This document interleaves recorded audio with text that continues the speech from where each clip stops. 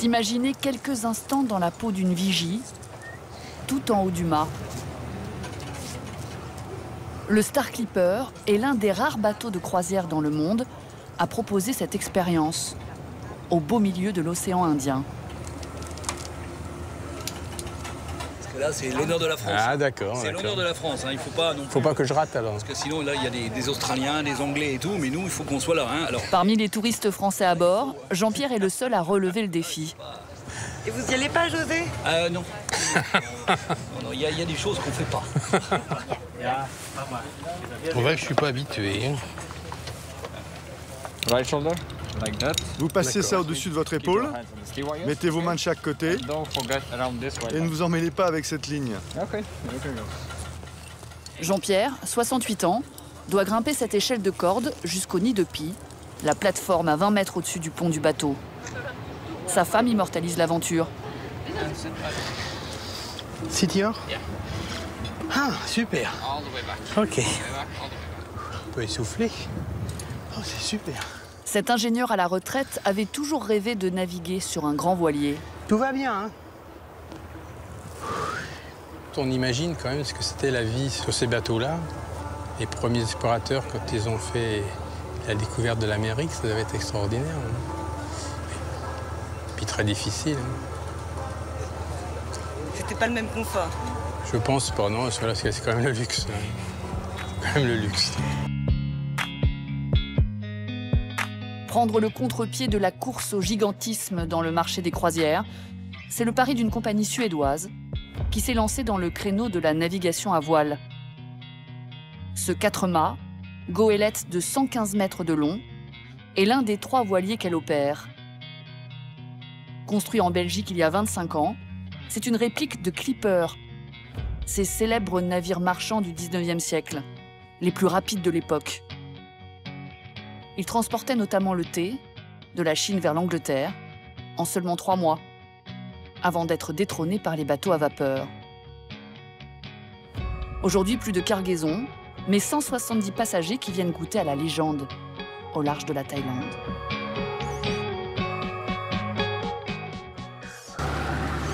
Trois jours plus tôt, dans la baie de Patong, à Phuket, c'est l'embarquement.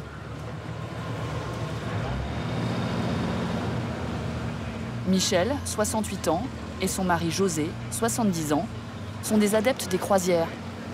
Ils ont déjà fait 3 séjours sur des gros paquebots. Mais cette fois-ci, ils ont choisi de naviguer sur un bateau à taille humaine, seulement 85 cabines.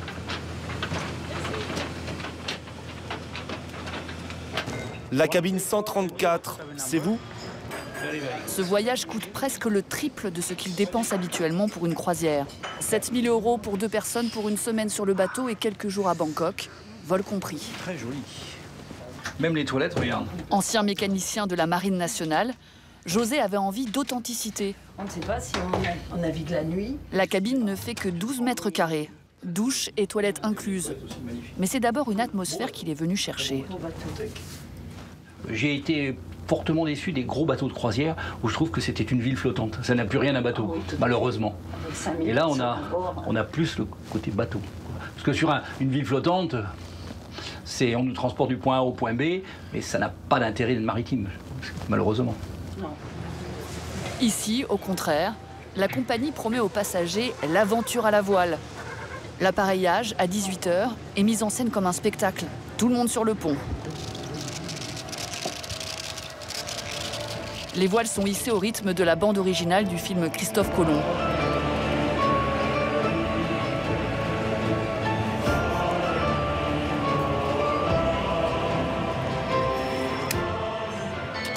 Certains passagers ont même commandé du champagne.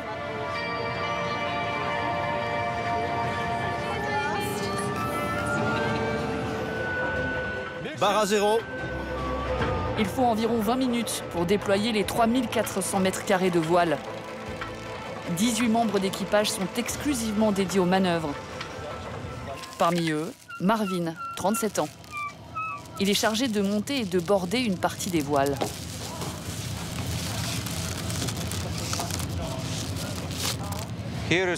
Ici, il y a 16 voiles et chacune a ses propres cordes qu'il faut savoir reconnaître.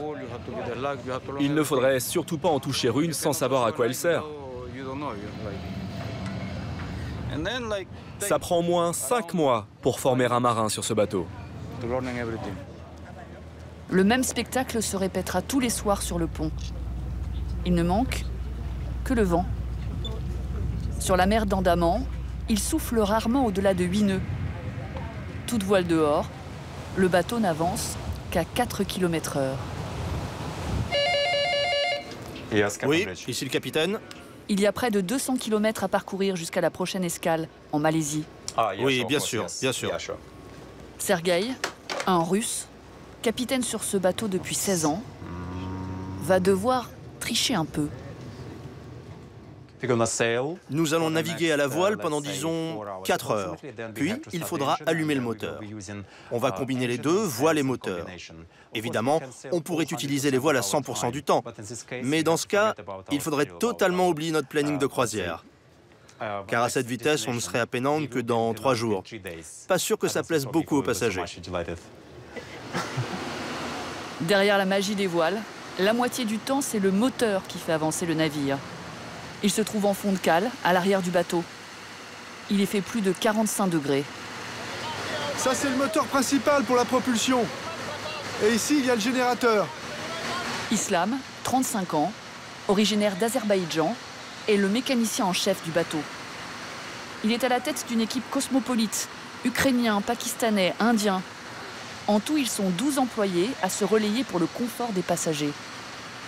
Contrairement à un voilier classique, il y a l'électricité 24 heures sur 24, la climatisation dans les cabines et l'eau courante à volonté grâce à cette machine. Ici, on a le dessalinisateur. On produit de l'eau claire à partir de l'eau de mer. En tout, on peut produire 50 000 litres d'eau par jour. Pendant ce temps, à l'étage, c'est l'heure du dîner.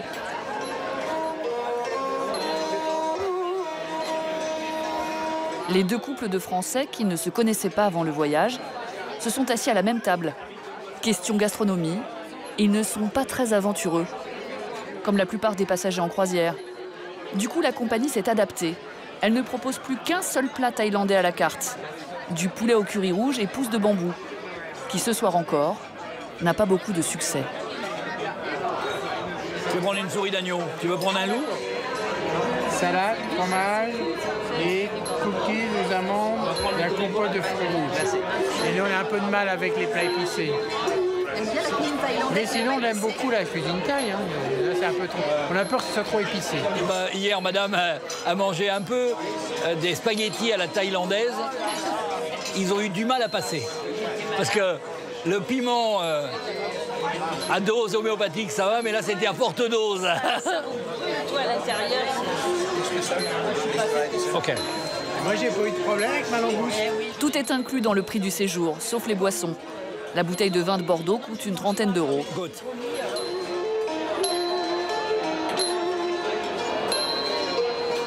La musique alors? On n'est pas habitué, mais bon, c'est local. Il faut quand même au moins avoir un peu de local, sinon on est en Europe.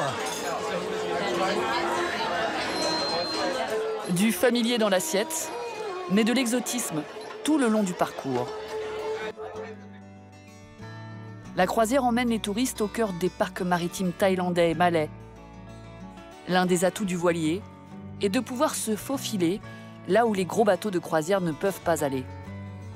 Comme ici à Koh Adang, un archipel quasiment inhabité de 51 îles, dont seulement 3 sont desservies par des liaisons régulières. La mer y est peu profonde. Les gros paquebots, trop larges et peu maniables, ne se risquent pas entre les récifs. Ok, chef, on s'arrête. Le clipper, avec son tirant d'eau de seulement 5 mètres, peut lui jeter l'ancre au plus près des plages. Bartek, mettez-moi un cap de 2,5. Pendant toute la manœuvre, le capitaine ne quitte pas des yeux son radar. À cause des tsunamis et des tremblements de terre, les fonds marins peuvent avoir évolué par rapport à ce qui est décrit sur notre carte marine. Il faut qu'on fasse très attention. Grâce à son ordinateur de bord, le capitaine a calculé au mètre près le point où l'ancre doit être jetée. 3 maillons dans l'eau, capitaine. Ok Antonio, merci beaucoup. Finito. T'es prête? T'as pris ta serviette? Kathleen est australienne. Elle et sa famille sont parmi les premiers à s'aventurer sur l'île.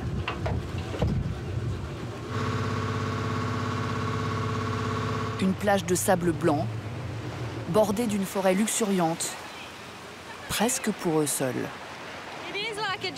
C'est comme un rêve. L'eau est tellement claire. Quelle journée magnifique. Se réveiller au paradis, c'est incroyable. Kathleen et son mari David, en t-shirt bleu, sont patrons d'une PME.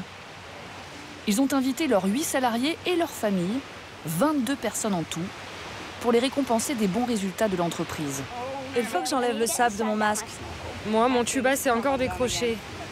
Lorraine et Holly, 13 ans, s'apprêtent à explorer les fonds marins avec l'équipement prêté par le bateau. C'est parti. Attention au corail ici, les filles. Oui, il faut pas l'abîmer. L'eau est à 27 degrés. Il suffit de s'éloigner de quelques mètres du bord pour découvrir une vie sous-marine foisonnante. Autour de cet archipel, la pêche est interdite pour protéger plus de 900 espèces de poissons de récif.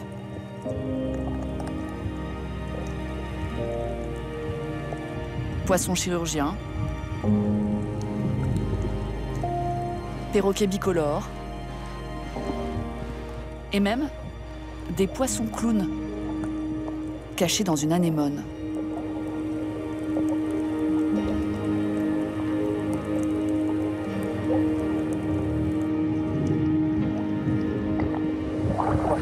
C'est magnifique. T'as vu les gros coquillages? Oui. C'est trop cool. J'adore cet endroit.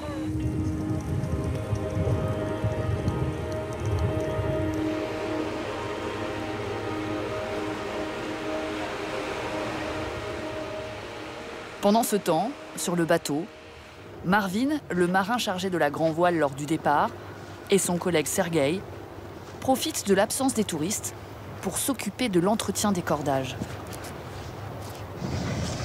Ils sont gréeurs.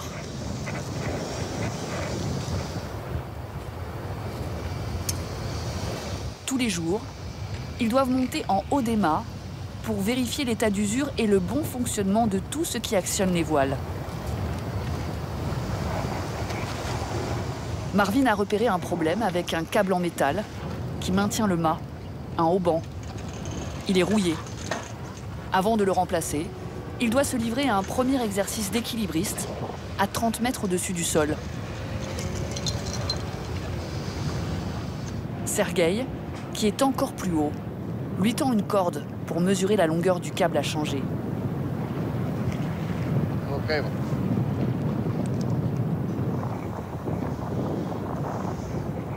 Sergueï, c'est bon, je l'ai mis au centre de la boucle, ok? Cela fait 12 ans que Marvin joue les acrobates sur le bateau. Une vocation tardive.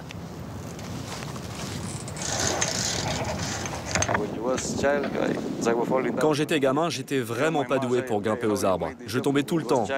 Ma mère me dit d'ailleurs, pourquoi tu fais ce métier? En fait, quand tu aimes vraiment ce que tu fais, c'est différent. Tu t'appliques.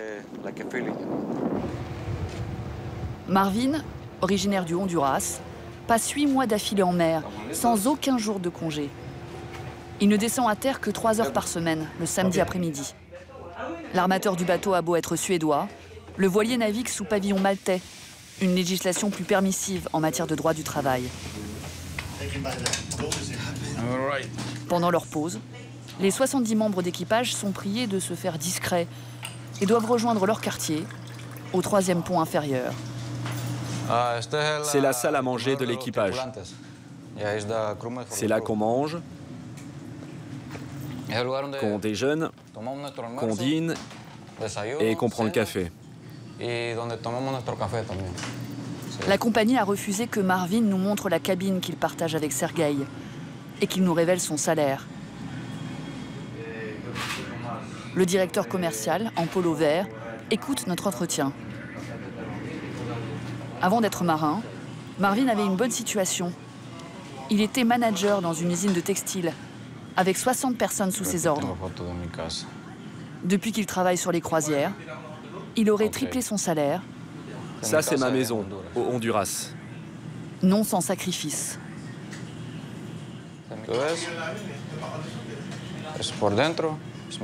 Là, c'est mon fils. Il adore danser le merengue.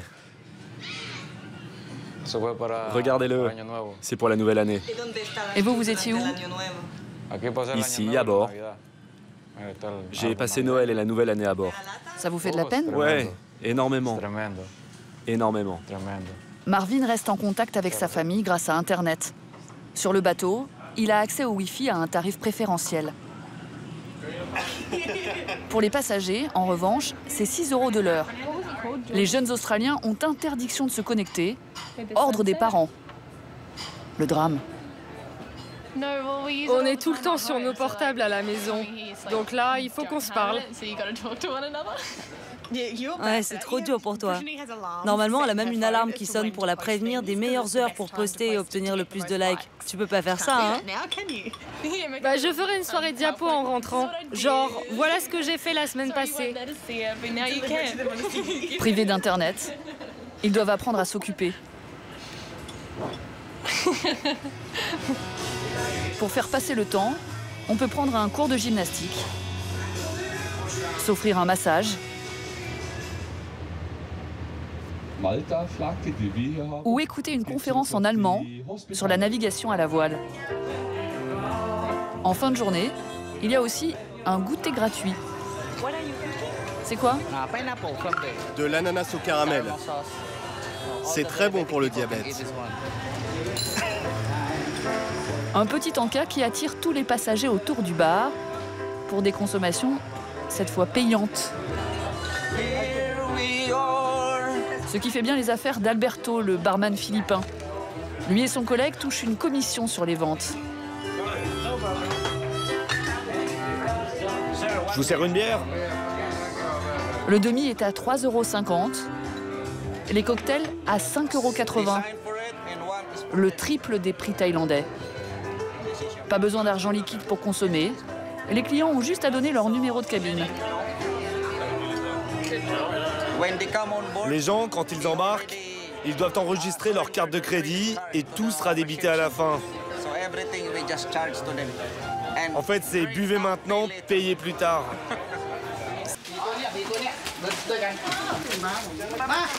Les éléphants, utilisés comme divertissement.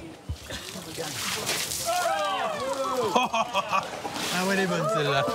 On est loin de la promesse d'authenticité affichée par le croisiériste.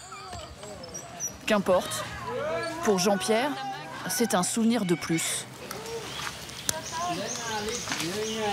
Ouais, c'est génial ça. Ah oui, c'est vraiment comme le bateau. Hein. Ça tangue, les deux tanguent. Mais il veut quoi là?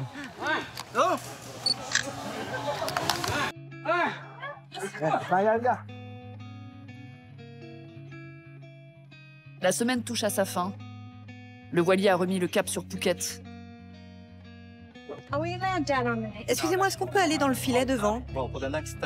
Kathleen, la mère de famille australienne, veut montrer à ses filles le meilleur point de vue pour profiter du coucher du soleil. Bon, vous pouvez y aller pendant 10 minutes. Pas plus longtemps, car il va faire nuit, c'est une question de sécurité, d'accord? D'accord, merci. Elles vont pouvoir s'installer juste sous la proue.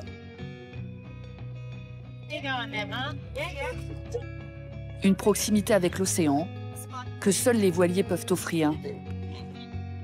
En moyenne, un client sur deux revient faire une croisière sur l'un des voiliers de la compagnie. Un nouveau navire est actuellement en construction en Croatie. Ce sera l'un des plus grands 5 mâts au monde.